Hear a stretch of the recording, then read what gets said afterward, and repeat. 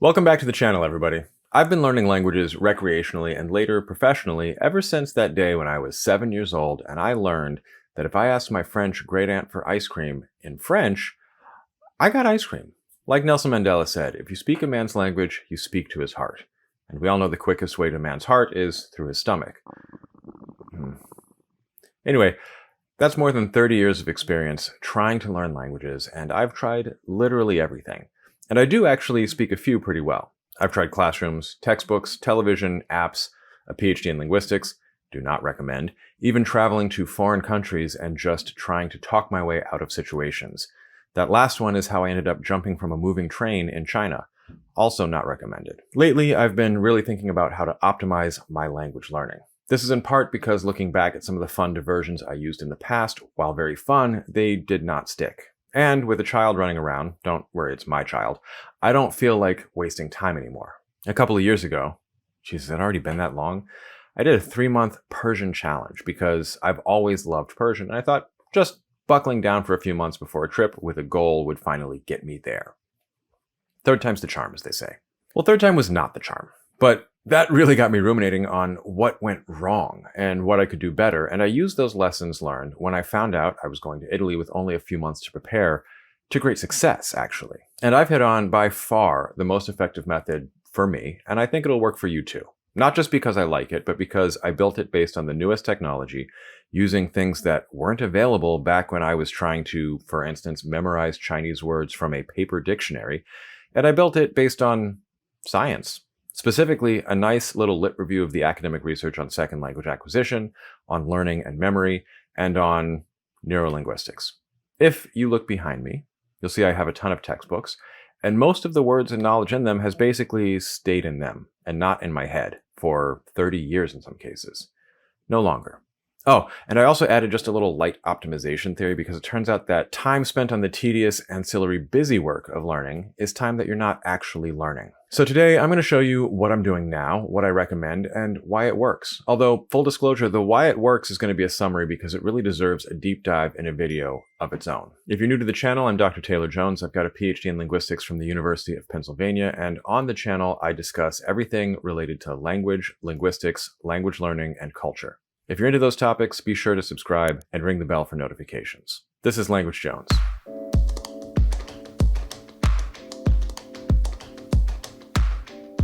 If you haven't seen my video on how to learn from a textbook, I'll link that at the end. This will cover some of the same material because, of course it will. But today, we'll get into the nitty-gritty of how to go about learning from all different kinds of resources, primarily that are text-based. I've been using a pipeline involving textbooks I like, Google Sheets, Anki and HyperTTS, and Google Images. But the pipeline is what matters, not the specific details. So you could just as easily use the same pipeline with, I don't know, the transcript of a podcast, Excel, but you'll see why I like Google Sheets in a second, some SRS that isn't Anki, and an AI image generator. I need to explain both spaced repetition software, that's that SRS I mentioned, and my specific method, but if you've seen my other videos on that and don't want a refresher, bad choice based on neuroscience, skip to whatever timestamp this is for the details of the workflow. If you're not familiar with Anki or SRS more broadly, Anki is a spaced repetition software. It's basically flashcards on steroids because you can make digital flashcards with images, sounds, fill in the blanks, and all sorts of other formatting. You name it. And the simple innovation on top of that is that it asks you how hard or easy it was to remember the thing you were trying to remember, and then shows you a card to review at different times based on how difficult it was for you when you were trying to remember it. It's optimized to help you actually retain the information in the long term and to make that information quickly, readily available. I first learned about it, I think, from Gabriel Weiner, whose book Fluent Forever was an excellent resource for me, and I've got a link in the description if you're interested, and I'll link my video about it at the end. Before I get to the details of my little workflow, I want to just quickly explain how I personally use Anki now, because a good Anki deck is the end product for me. The neuroscience is unequivocally clear. We learn words better when they are accompanied by audio and by images. It's better when the audio is the target language spoken by somebody you'd like to speak like, but even recordings of your own pronunciations are better than nothing. And saying a word out loud is better than thinking it silently. Similarly, images that are related to what you were trying to learn boost word retention. That is, when they're consistently shown with the same thing that you're trying to memorize each time. Neuroscientists hypothesize that this is because it's multimodal and you make more neural connections, but that's above my pay grade. Or below it, I guess, if you're an adjunct somewhere.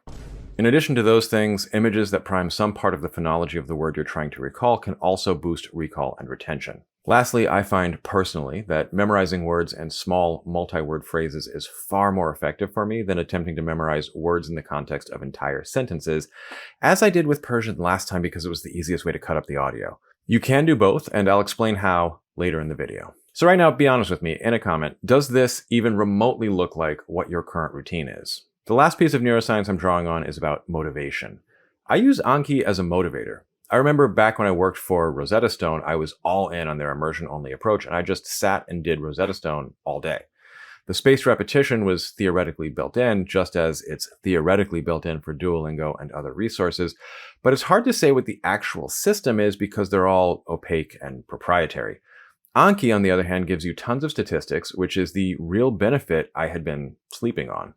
You can see how many items you've learned already, how many you're learning but should not expect yourself to have at the tip of your tongue, when needed yet, how often you're reviewing, and even how difficult a given card is, maybe indicating you should make some changes to it.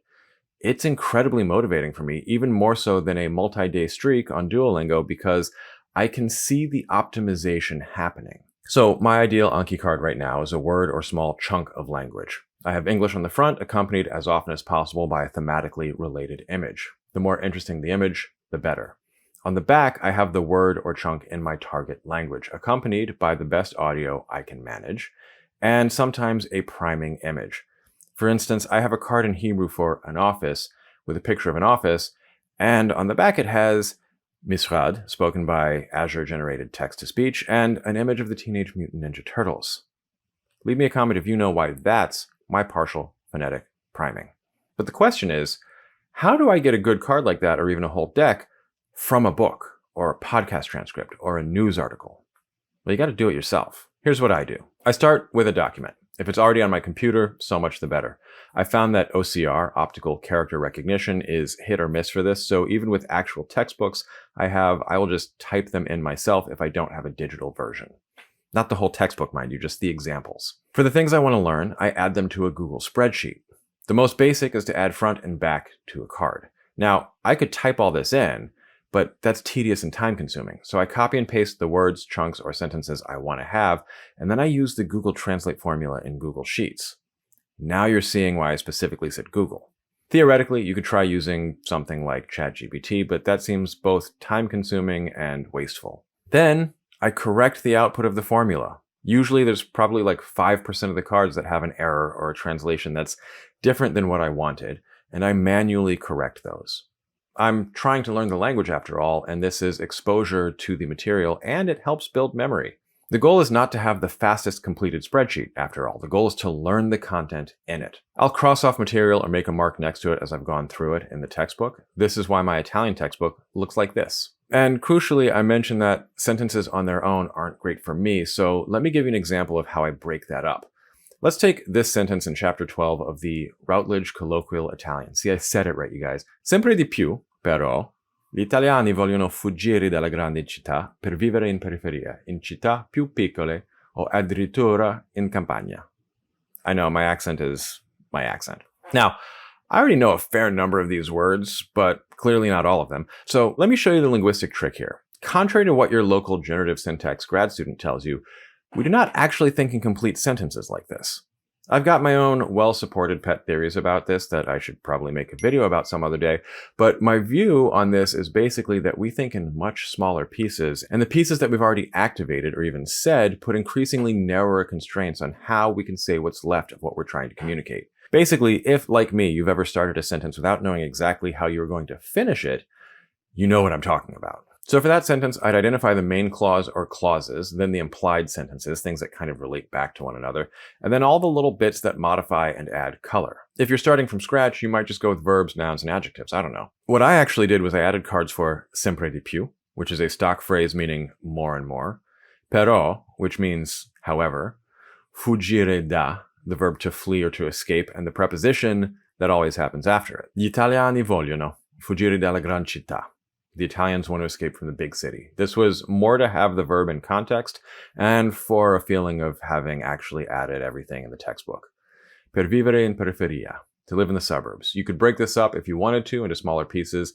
I'd already learned periferia, so I didn't. Addirittura, even.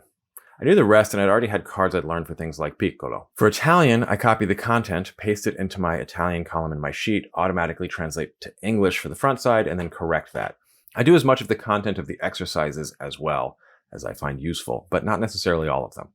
Hopefully you can already see that this will work just as well for a novel or a nonfiction book too. You have to copy and paste or manually type things in. And when they're not textbooks, they're not trying to give you a lot of examples of specific words or conjugations. So I might also go to something like Wiktionary for more conjugations and Reverso Context for a handful of further examples using those conjugations. And of course, there's still no need to use the full sentence provided by Reverso or whatever. I'm a huge fan of DK Publishing's visual encyclopedias, and when I travel next, I plan to pick a few up on topics I'm interested in as a way of learning topic-specific content. But I could, of course, just get started with Wikipedia. And if you're interested in the news, you can just get started with something like Euronews or whatever your preferred source is for your target language. The fact that everything in language follows a Zipfian distribution means that you'll get a huge bang for your buck with your first few news stories. But Jonesy boy, I can hear you asking, what about languages with different scripts? And yeah, they suck. You can't copy and paste Hebrew from PDFs or Persian or a lot of other languages all that reliably. So for those languages, my first step is to either use my own keyboard or to use the keyboard input on Google Translate to type the content. It's more time consuming, but it's also good practice. The other option is to use the English as a starting point and then correct the translations, but I find as far as time consumption is concerned, they're about equivalent. So whichever makes you least likely to pull your hair out and scream. Once I've got a spreadsheet, I'm ready to make cards. For Routledge Italian, I found this was approximately 150 to 200 cards per chapter. For Hebrew, more like 300 to 350. It's just more differenter. I create a deck with subdecks in Anki and then do them sequentially. You don't have to, but it allows me to get started on learning before I've finished the process of dumping information into my memory box. For each subdeck, I then just import the CSV. It populates an entire deck. Next, I use HyperTTS, an Anki text-to-speech, hence TTS, add-on. I pay something like $5 a month for it, and it is worth every cent to me. It draws from all different sources to provide audio, including 11 Labs, Google, Azure, my favorite right now, and even Forvo, which is real recordings of actual human people. I get my presets the way I like them and the voices I like. I do a quick preview to make sure I like how it sounds and that there's no obvious errors, and then I add audio in batches to each subdeck. Then I go through the deck and add images. This should be a quick process. Copy, paste the word into Google Images and pick something. Don't overthink it. If there's literally nothing that makes sense, you can either pivot to asking an AI to draw something for you, which is kind of a waste of time, but I've done it occasionally with great success by building in phonetic priming, or you just go without pictures and use your imagination. All that's left to do then is actually study the cards. If I have a trip, I'll actually do some rough back-of-the-napkin calculations. So for instance, I have a trip coming up in about 100 days, and I'm using a 14-chapter textbook, and I average about 300 cards per chapter so far. That means approximately 4,200 cards total and 100 days to learn them for 42 new cards a day. Anki will tell you in the settings that you should be doing 420 reviews a day.